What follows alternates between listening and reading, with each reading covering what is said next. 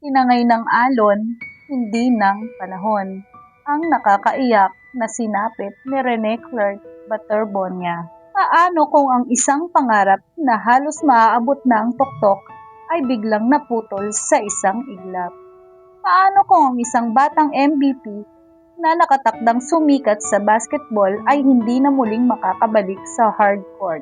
Ito ang nakakaiyak at kalunos-lunos na kwento ni Rene Claire Baterbonia, ang basketballistang puno ng pangarap na tinangay ng malakas na alon sa dagat ng Aurora. Ano nga ba ang nangyari sa huling mga oras ng kanyang buhay?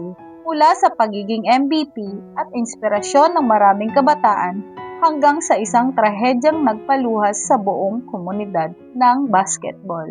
Isang alon ang nagwakas sa buhay ng binatang may napakalaking pangarap. Ito ang masakit na kwento ni Rene Claire Baterbonia. Pangarap na tinangay ng alon.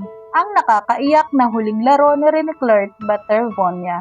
Hindi bala ang pumitil sa kanyang buhay. Hindi rin matinding karamdaman. Mula sa paging most valuable player ng palarong pambansa hanggang sa pagtupad ng kanyang pangarap na makapaglaro para sa Ateneo Blue Eagles, tila maliwanag ang kinabukasan na naghihintay sa kanya. Nitong June 8, 2026, sa isang team building activity sa Dipakulaw, Aurora, biglang nagbago ang lahat. Ang araw na dapat sana'y puno ng tawanan, samahan at paghahanda para sa mga susunod na laban ay nauwi sa isang trahedyang nagpaluha sa buong komunidad ng basketball.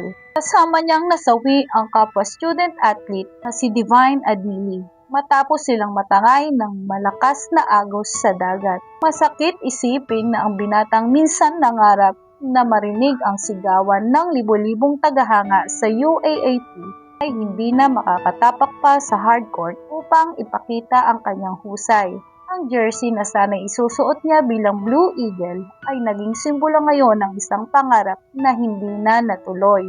Sa bawat basket na kanyang naipasok, sa bawat medalya at tropeyong kanyang naiuwi, hindi niya alam na mas maaga pala siyang tatawagin sa mas mataas na laban. Isang laban na wala ng final buzzer. Ang sinapit ni Rene Claire Baterbonia ay isang masakit na paalala na ang buhay ay napakahalaga at maaaring magbago sa isang iglap.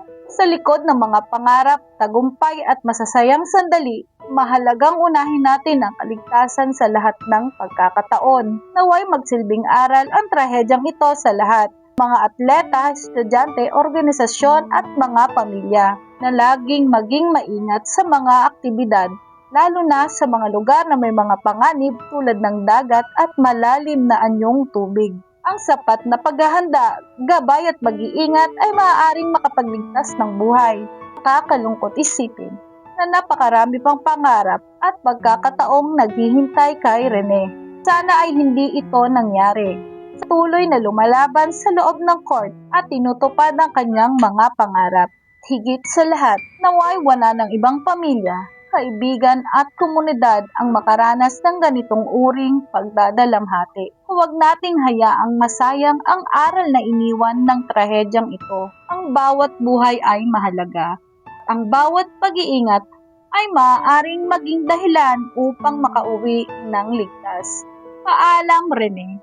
Hindi ka malilimutan at naway hindi na muling maulit ang ganitong kalunos-lunos na pangyayari. Nawala ang isang kabataang puno ng potensyal, kabutihan at inspirasyon. Paalam, Rene Claire Baterbonia. Ang huling buzzer ay tumunog ng masyadong maaga. Ngunit habang may basketball na nilalaro sa mga court ng Pilipinas, mananatili kang kampyon sa puso ng marami. At habang tahimik na nakahimlay si Rene, isang bagay ang mananatili. Hindi nalunod ang kanyang pangalan. Hindi nalunod ang kanyang mga pangarap. Hindi nalunod ang alaala ng isang MVP na minahal ng marami. Sa bawat laban, ikaw ang bida. Pangarap mo'y abot hanggang tala. MVP ng puso ng bayan, ngunit Kahit maaga kang nagpahinga sa dalampasigan ng aurora, may alon na naglayo sa'yo. Ngunit sa bawat sigaw ng arena, mananatili ang pangalan mo. Rene, hindi ka namin malilimutan. Sa bawat bola, sa bawat laban, kahit wala ka na sa aming piling, ang alaala mo'y mananatiling buhay pa rin hanggang sa huling banser ng panahon. Ikaw ang kampeon sa aming puso. Marami ka pang pangarap sana, marami ka pang laban na haharapin, ngunit tinawag ka ng mas maaga sa piling ng may kapal na dakila.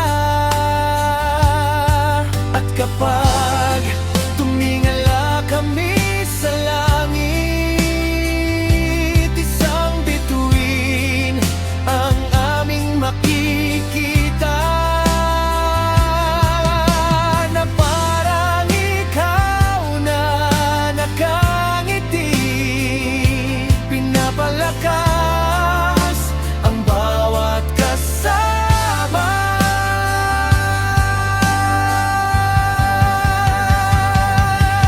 Rene, hindi ka namin malilimutan.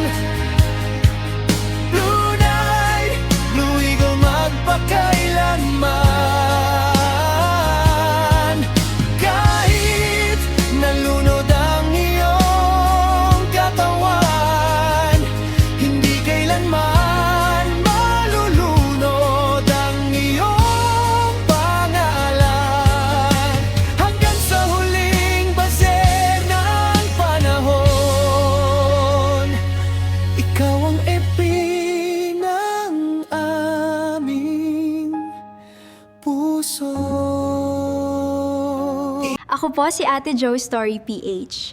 Maraming salamat po. Sana patuloy niyo akong suportahan.